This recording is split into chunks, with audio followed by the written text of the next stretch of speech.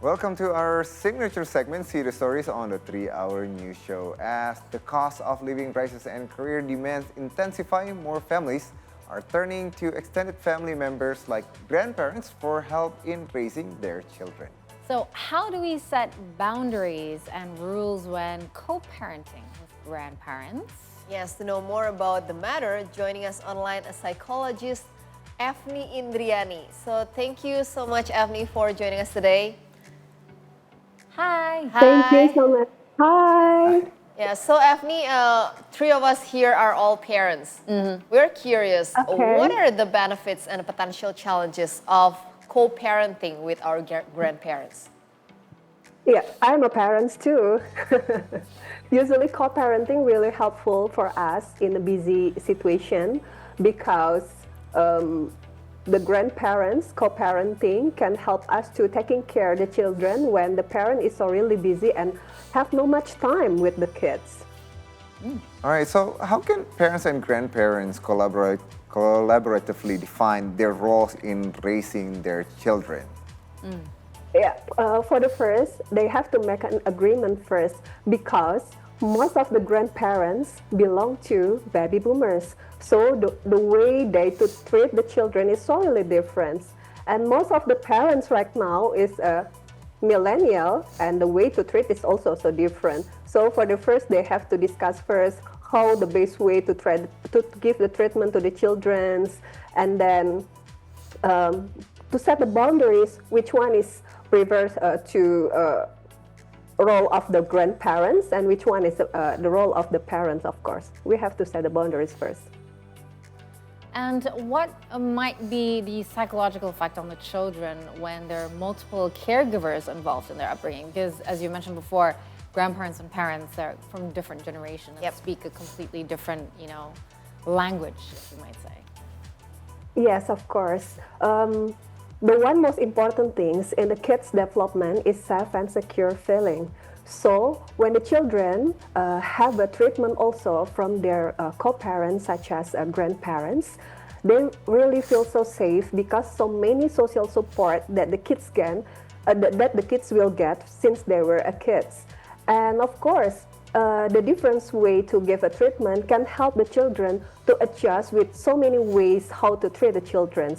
When sometimes a kid only get the treatment only from the parents, and then when they face the situation that's totally different with the parent, it's not easy for someone or a kid to adjust with that. So grandparents give a specific treatment, really helpful to make kids become more adjustable than before. I see. And how can parents establish healthy boundaries with grandparents to avoid overstepping? Because this usually what happens. Yes, this is a common problem, especially for Indonesia with the collectivistic cultures. The grandparents set so many boundaries that totally different with the parents. It's not really good for the kids' development. Why? Because if the grandparent gives the different way to treat the kids with the parents, the kids will face what we call it double bind. Double bind is one of situation where the kids don't know which one of role that I have to follow, grandparents or the parent. So to set the boundaries, rules, any kind of discipline, grandparent must discuss first to the parent. So the way of rules and the way to treat will be same between the grandparents and the parent also. And the kids will be happy because they don't face any kind of the beban anymore. Right. It was interesting. You keep mentioning, the parents and the grandparents need to communicate with each other, but like the reality is, not all of us actually can. Even just talking about simple things might not be as easy as we want to see. We want to perceive it for some parents. So, can you give us an example of like how we should approach it to our parents? I mean, it would be easier, I guess. If I don't want our kids to become like the kid that manipulate the parents and grandparents, to get their way. Yes, usually when the kids in the sick conditions, the parent gets several advice from the professionals such as the pediatrist or the kids doctor, and then the parents will follow that. And while the grandparent, they have their own experience how to raise a kid in the sick condition. sometimes the way to treat the kids in the sick condition is totally different. Maybe when the parent try to follow the pediatrics, you cannot eat this way and then you have to eat another things.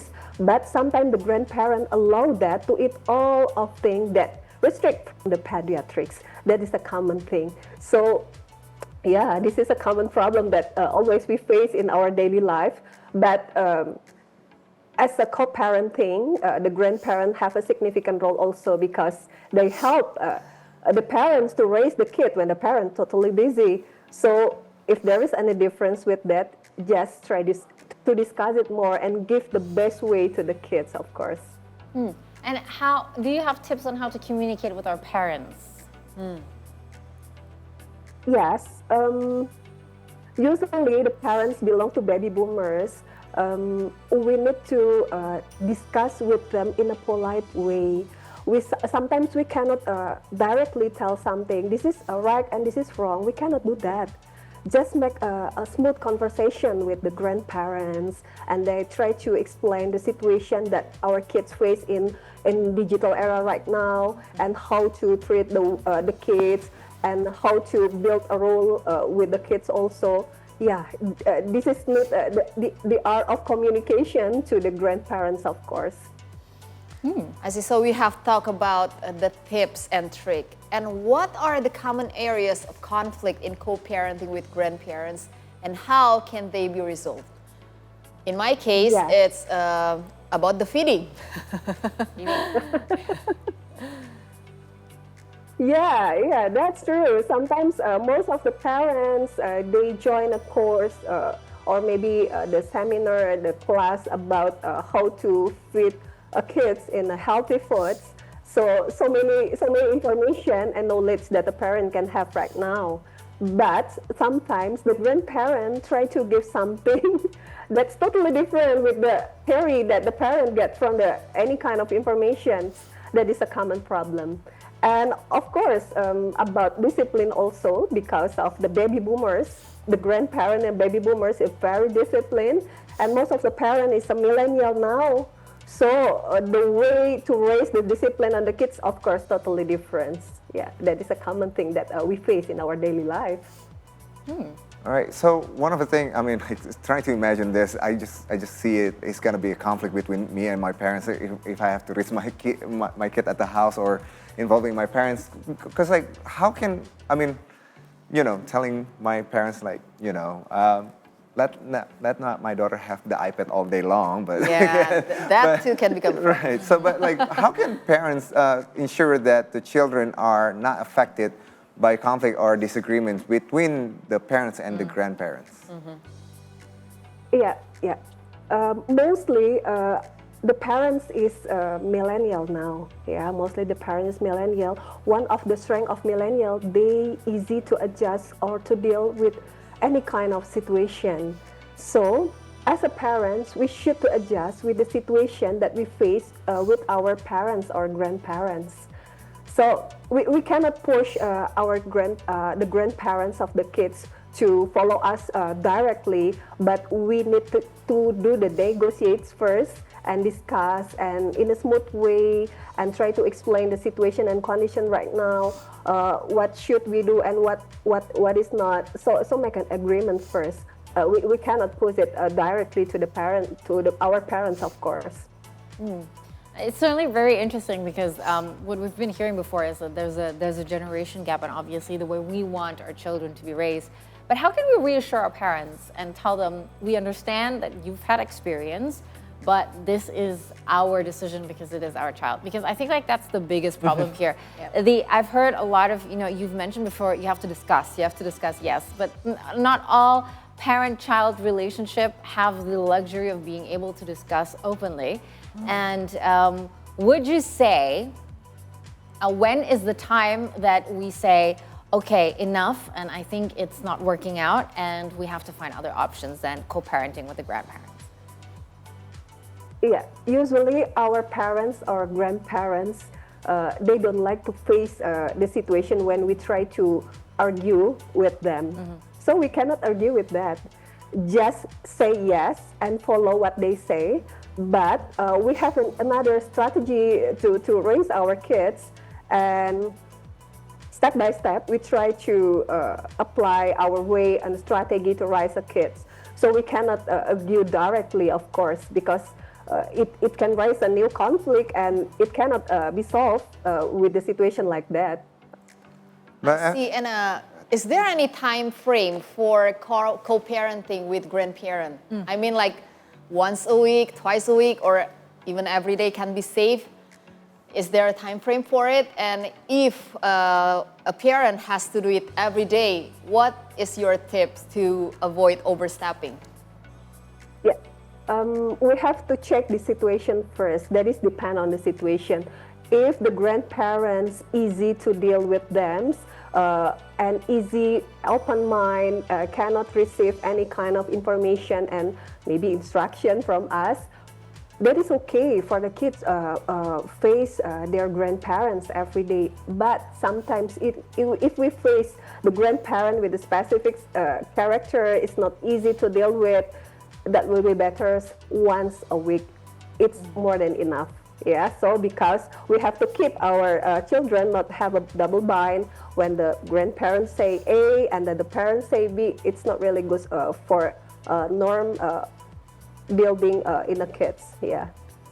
Efnie, I have a question for you. So let's say, we don't know financial situation for everybody. Like somebody might get hit with layoff or something like that they need to move into with their parents and then spend the entire time. The kids have to spend time with the grandparents. So my question will be, when changes happen and then the kids doesn't want to spend the time with the grandparents and then we need it financially for whatever reason, how should we go about that? I mean, it's not just the parents with the grandparents, but also with the kid who doesn't want to spend the time with the grandparents.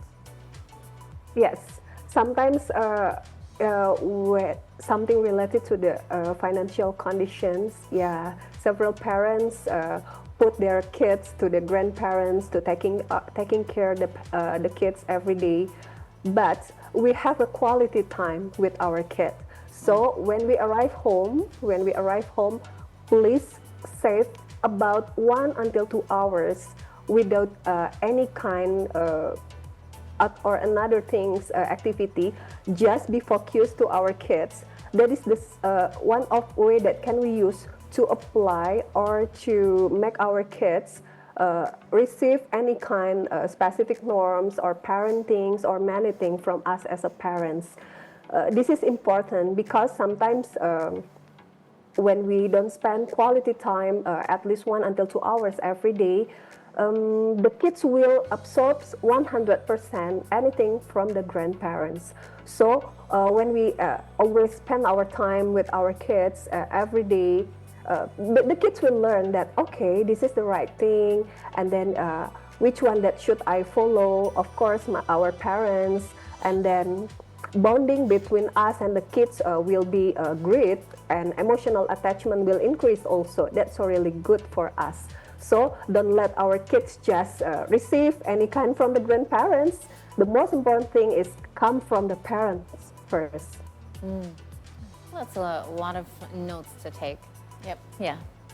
You have one more question? No, I'm okay. I mean, certainly this is a very interesting, because for me, co-parenting with anybody else outside of just ourselves is very challenging, because there's a lot of different perspectives. And I can only imagine what it's like. But thank you for also saying that it is okay if you don't co-parent and you find a different solution, because I think a lot of people feel like out of obligation to the parents, they have to also stick to this one option as well. So I think, yeah. Yeah, Thank you, Efnie, for the input. Thank you so much. Thank you so much for sharing with us. You're welcome. So let's become the happy parents. Yeah. Thank you. Do you guys do co-parentings with your parents, or how's that work in your household? No, I do have a nanny. Oh, okay. Yeah. Was there a time? Maybe just- I remember like when my Because I think sometimes my mother is busier than me. Yeah. Maybe just once or twice for me. I had a period of time when we actually had to put my daughters actually with her late grandma, and then but like there was like last one like a couple weeks, and after that because of the traveling and everything like that, we didn't even have spent time at all with our daughter. So we decided like, no, I guess we just gotta put on a daycare. I mean, Oh yeah, the yeah. alternatives. Daycare is more neutral. Yeah, because Then the I think at the end of the day, it's really important. Like what Efnie says is like, either the minimum is either they start the day with you or end the day with you is the bare minimum, Right. right? Yep, I agree.